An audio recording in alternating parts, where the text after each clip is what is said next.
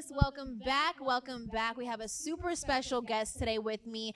I have the amazing, the iconic RobG with me. What up, what up, what up? Thanks for having me. No, thank you for coming. You pulled up in your, let me get it right this time, your Ferrari. You got it. Okay, got it right this time. All right, I told you I need a ride in that. You okay? got it. I'm gonna need, what color is it, by the way? It's red. It's red. Okay, listen. Gotta have a red Ferrari. I need pictures, IG pictures. Do it for the gram, okay? It's got dope rims on it too. No, it says like Yeah, dope on Lexani them? Club coming this year. Wow. Do you ever park it? Okay, first of all, we won't get into that. Do you park it in front of the store sometimes, like for people to photo ops? Yeah. That's gonna be the next like IG famous car. Yeah. Let's get it. That's dope. Okay, I use the word dope a lot. That's crazy. You're sitting right next to me. Anyway, so you're from Indiana originally, Right. and you brought you didn't bring the brand, but you watched the brand grow from Indiana. It's originally from Indiana. Why did you pick this specific brand? There's so many clothing brands. Why this brand? There's no other better brand. So, over the years just watched it and the brand is so iconic and it's the best brand out there. So why not buy it? That's right. That's right. So you, if you don't mind me telling the world this, you bought dope cash. Yeah. Wow. Yeah. Wow. So obviously you had other investments, prior to purchasing this brand. What were those other investments? Like, how were you able to buy this cash? Like, how did that happen? Yeah, so before I was in different other businesses, didn't come from like family money to be able to buy it. So just hustled, started as a young kid doing anything to make money. So cut grass, sold rocks to my neighbors, did about anything, to be honest, and just kept hustling. And one thing led to the next. And yeah, just kept kind of doubling up, I guess, You cut grass and now you're driving a freaking Lamborghini. Right, Ferrari. Yeah, got to start somewhere, right? I mean, Okay, everybody, I we get all this, though. kind of have the same opportunities. You just Yeah. gotta figure the same shit out, That's super inspiring. That is so inspiring. Not only did you cut grass, did you have other businesses, you're also in acting, producing, all of that. So talk to me about the acting stuff and all that. How did that come about? Do you see yourself doing more of that? Because I know you just put a film out last year, right? Yeah, probably Billionaire Boys Club was probably Yeah. last year. I think there's like a few coming out this year. Uh-huh. But with dope, it's tough to do both, right? Because it's so much work doing dope. But I think this year I'll do maybe like 2 Mm-hmm. for the future. But it's you can't really do. You have to kind of pick your battles. Right. But try to diversify my time and do a little bit of both. But Do yeah. you ever want to write your own movie about how you learned of dope and how that came about? Yeah, maybe. I mean, right now I'm pretty busy just growing the brand and making sure that each collection is better than the last. But yeah, eventually I think so. So what goes into like starting a new collection and designing it? Do you have a say in it as well as time has gone on, or do you have a specific team? How does that work?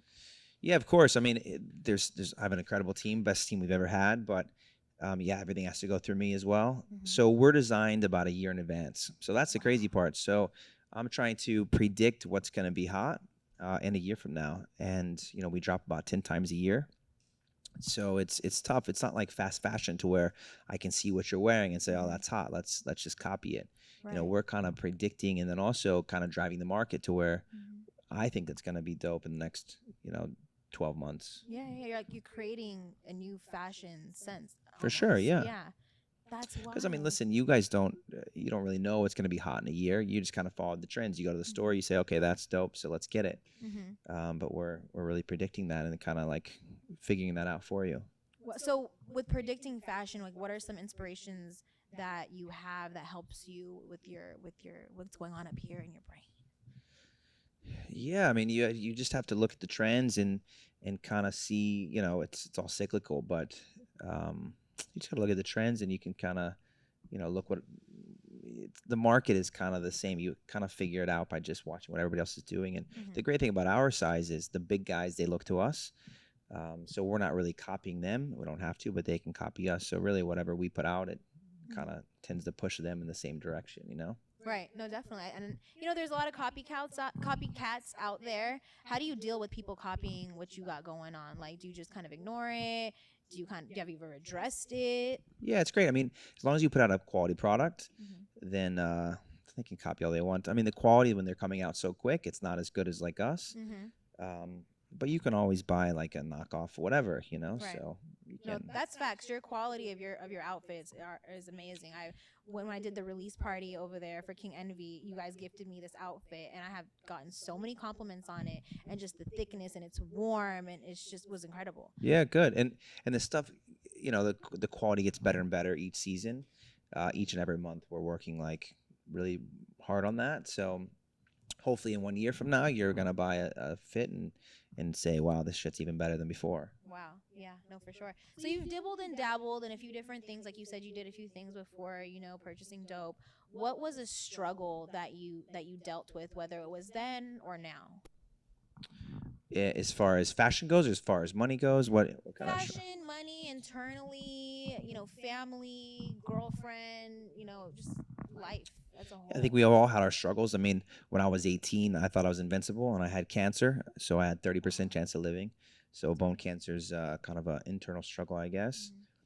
Hmm. I would say with clothing, I mean, clothing's definitely an interesting business because you are trying to predict. Um, I don't know. I think we've all had tons of struggles over your life. I'm not quite sure. Yeah. Well, Tons. no, I mean, dealing with the bone cancer that you had, I know there's a lot of people out there that probably have had a similar situation. What exactly was that called that you Ewing dealt with? sarcoma. Wow. So you've overcome it? Yeah, I'm alive. I beat it. Yeah. It's great. Wow. So what's your advice to people? Because I like to make this more of an inspirational thing as well to individuals that are dealing with an internal struggle, whether it's cancer or anything that's a struggle. What's something that you can tell them to uplift them or help them push forward? I would say like 95% of it's mental. Hmm. So the same thing with all life. If you just tell yourself, "Hey, this sucks," um, what I'm going through, or where I come from, or whatever, like feel sorry for me. Well, you're gonna end up just not really going anywhere. But if you tell yourself, it doesn't matter where you come from or what you're going through, but I can beat this, and this is in my own hands, and it's up to me, and I'm gonna fucking conquer. That's right. Then I think you will. So I mean, even during that situation, I saw a lot of people with the same illness, and because their attitude, they didn't do as well as I did. So Hmm. I think attitude and just believing in yourself and believing wholeheartedly that whatever you want, you can have. I think that's really important. And DJ Bad's over there, shaking his head. Yes, yes, yes, yes, yes. What do you have to say about it? Because you come from a city that people don't make it out of, right? So what do you have to say about that? I mean, it's kind of epic what he did. I mean, cancer to did that inspire? Did the cancer inspire you to like go harder in your life? Yeah, I think so. I mean, but even from a little kid, I was always like a hustler. I sold candy on the school bus and got popped for that. I mean, I always kind of knew that I wanted more from where I came from. Mm. But um, yeah, I think everything that you conquer, I think your body and your mind just slowly learns that you can do more and more and more. Man, that's awesome. You just Wow. I think that's the whole point of life is you go through something and you learn like, oh shit, I can do that. I didn't think I could, but I can do that. And then you do something else and you Yeah. can keep doing it. But in all actuality, we can all do anything. Absolutely. We just don't believe it. That right there, we can all do anything, and I'm a big believer of that because I've myself gone through so many situations where I thought coming back to LA, my life was gonna be over. I had no money in my pocket, and it was a situation where it just happened. I put my mind to it. I did what I had to do, and here we are. You also have But to hustle too, right? I mean, you can't just play video games all day and be like, yo, I'm gonna kill it. yeah, yeah. I'm You know, gonna you, have my clothing line one day. It's there. Yeah. I see it down that tunnel at the very I end believe of the it. light. But I'm just gonna sit here on my Instagram and lurk all day. Yeah, you got to Right. work. It gotta work. Absolutely, you got to work. You mentioned in one of your interviews that you rather invest in people. Tell me more about that. Why people? Why do you see an advantage in that? There's so many great ideas out there and so many great businesses. I mean, how many times has somebody come to you and said, "Yo, I got this idea. It's incredible. It's gonna crush it."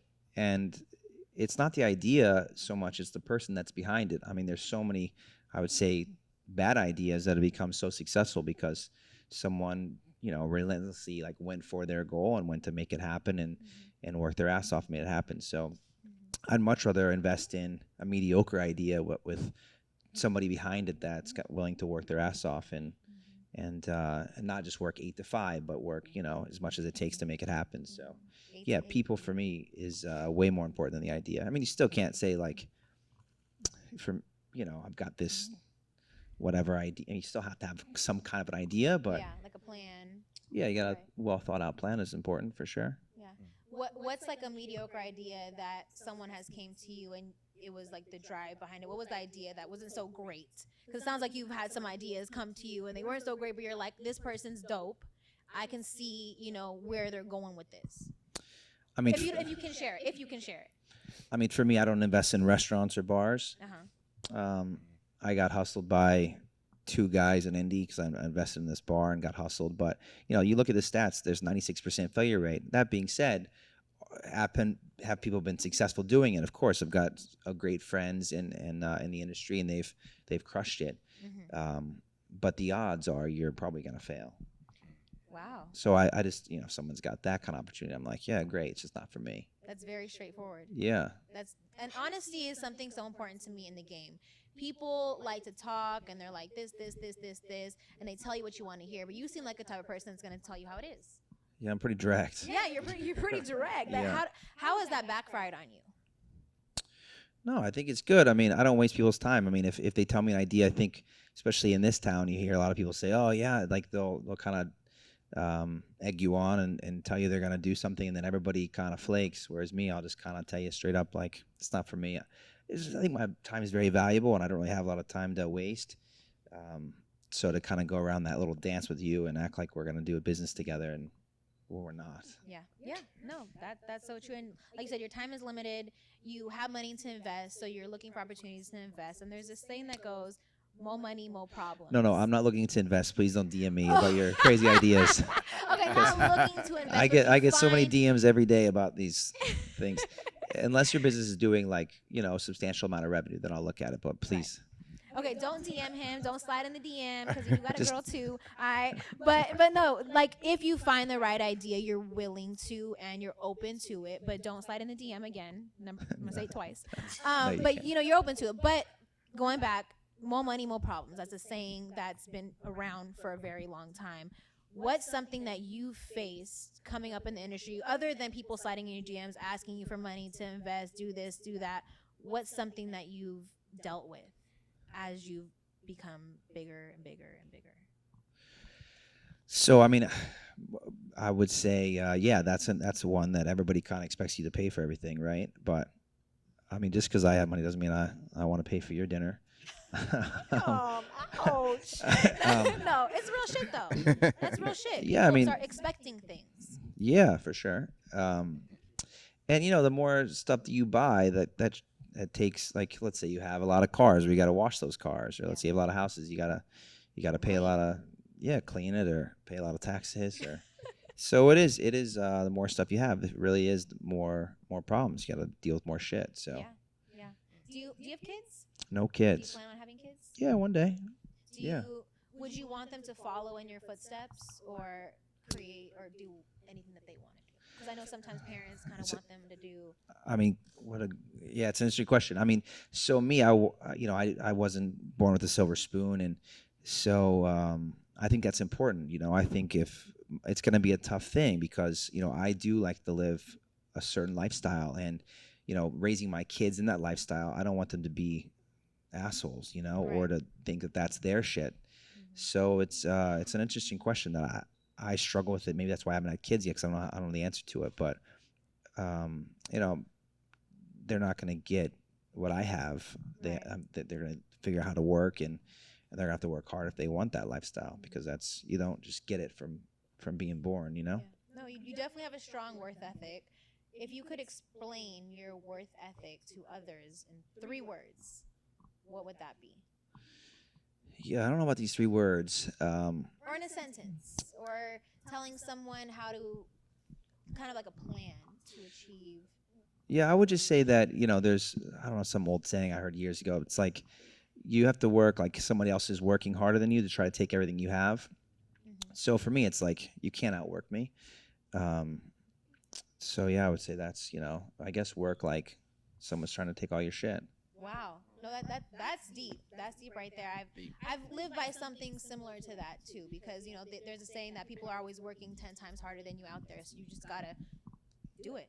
Yeah, I mean, like after you Don't leave let up. here, you're at home chilling, watching Netflix, and some other girl's trying to take your place That's and right. But it ain't gonna interviewing three happen. other people. It ain't gonna happen. Right. It ain't gonna happen. It ain't gonna happen. Okay. So I want to ask you one last question, and I'm dying to know what's next for you, because we know you got the clothing brand. We know you got your dibbling dabbling film and production. What's next? Yeah, I mean, dope CBD, dope cannabis for sure. And then probably like a lot more stores. Ooh. It's just better to have a destination like these stores that sell just some dope. You know, I don't think it's giving the world the right. You know, they need to have more dope That's right. More dope. More Living dope. life high. for sure. Well, there you have it, guys. RobG, Hey. the owner of Dope, incredible person, and he's gonna give me a ride in his. What is it again? Ferrari. Ferrari, girl, come on, man. I can't remember it for the life of me. Okay, but I'm gonna have one one day. All right. Stay tuned. We got an amazing performance and interview coming up with AD. It's the playlist Power 106.